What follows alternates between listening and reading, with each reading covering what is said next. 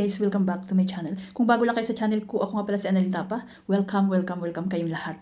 At kung hindi pa kayo nakapag-subscribe, i-click nyo lang subscribe button sa baba at pakiclick nyo na rin ang bell notification para ma-notify kayo sa lahat ng mga videos na i-upload ko. Kung bago lang kayo guys sa aking YouTube channel, nag-upload ako ng mga video tips, video tutorial, nang sa ganun ay may share ko ang kaalaman ko sa kapwa ko YouTubers, lalong-lalo na sa mga new YouTubers na nagsisimula pa lang gumawa ng kanilang channel. Hi guys, kamusta na kayo? Sa video na ito guys, i-share ko sa inyo kung paano ba maglagay ng music sa inyong mga videos at kung saan ba kukuha ng music na walang copyright. Take note pang YouTube videos lang ito guys. So una punta tayo sa browser. So ano ba yung browser na gamit nyo guys? Sa akin is Chrome. So depende sa inyo kung ano yung browser na gamit nyo. Internet Explorer, Firefox at kung ano pa. So i-click ko lang ang Chrome. Mag-new tab lang ako guys. So, dito sa search box, i-search nyo ang youtube.com dashboard. So, i-click nyo yan para diretso kayo sa YouTube dashboard. Una, i-click nyo muna itong tatlong dot guys. Make sure na naka-desktop site siya.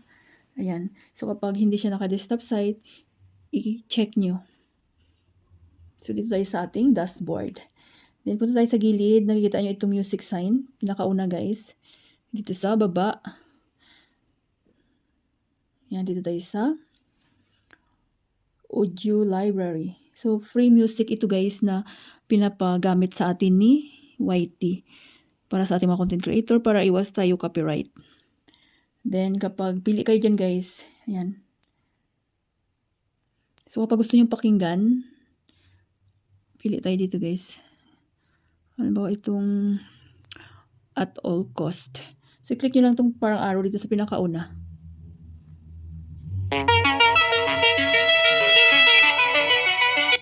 Lakas.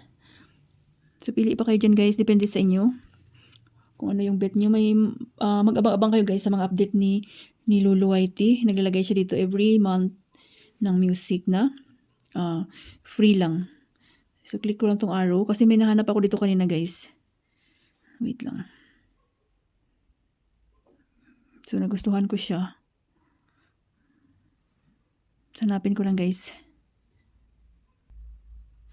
So, ito guys, nagustuhan ko siya. When will I return? Ayan, nakita nyo ba? Ayan.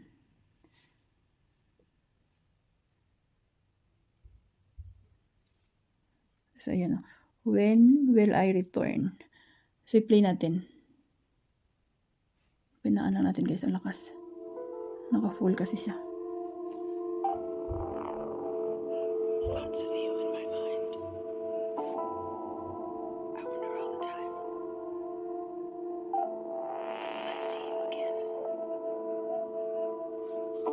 I want to run away to you.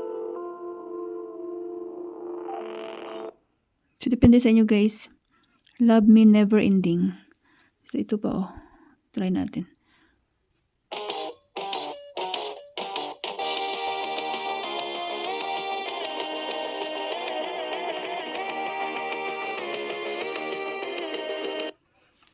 So, kapag may napili na kayo guys, kayo na bahala mag-explore guys. So, itong napili ko kanina is When Will I Return. Papakita ko sa inyo kung paano i-download. So, i-play natin. Play nyo muna. I-post nyo. Then, nakikita nyo dito sa gilid download. Ayan. So, hindi ko na siya i-download guys kasi na-download ko na siya kanina. So, when will I return? So, kapag kayo, pag hindi nyo na-download, click nyo yung download din. Automatic na yan na masisave sa inyong mga mobile. So, exit na tayo. So, ano ba yung editor apps na gamit nyo guys? So, sa akin is InShot. So, ang InShot is napaka-gandang apps. Madaling gamitin, lalong-lalo na sa mga baguhan. At free lang siya. Pwede siya sa Android, pwede siya sa iPhone. Ang gamit ko always is Android.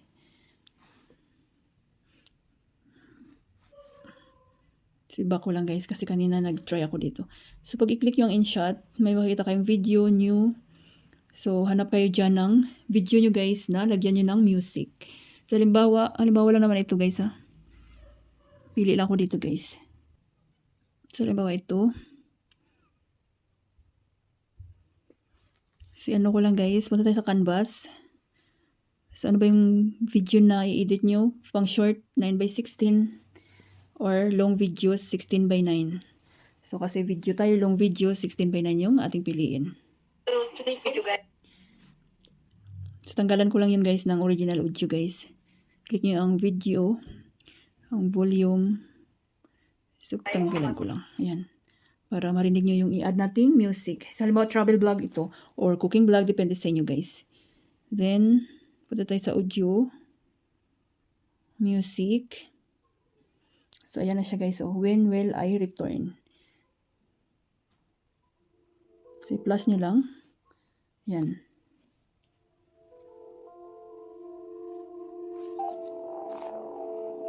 Thoughts of you in my mind. I wonder all the time. When will I see you again? So, mayroon ng music. So, isa pang tinatanong ng aking viewers, kung halimbawa 10 minutes yung videos nyo, ang music is nasa, kagaya nito guys, nasa 2 minutes lang siya or 3 minutes. So, wala nang music dito banda. So, ang gawin nyo guys, click nyo lang tong music, then i-duplicate nyo lang siya. Ayan, duplicate. Duplicate nyo lang siya na duplicate hanggang saan yung inyong music guys. Para magkaroon ng music hanggang i-duplicate nyo lang siya ng duplicate. Memories of you.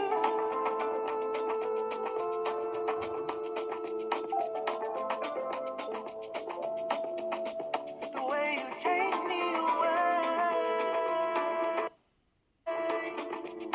Touch you through and through. I try to hide. Ayan. Duplicate natin. So, halimbawa kapag yung video nyo naman maikli kaysa music, so i-ano nyo lang siya guys, i-split. Click nyo itong music na sumubra, click nyo ang split, then delete. Ayan. So, napakadali lang maglagay ng music. At saan ba kukuha ng free music para sa inyong mga YouTube videos ngayong 2026 na walang copyright? So, kapag may mga question kayo guys, suggestion and request, comment lang kayo any videos ko at mababasa ko yan. Kapag okay na kayo, click nyo lang itong export, then wala na kayo gagalawin dyan. Click nyo ang export, din automatic na yan, masisave sa inyong mga mobile. So, sa akin, hindi ko na siya i-save dahil full memory na yung aking mobile.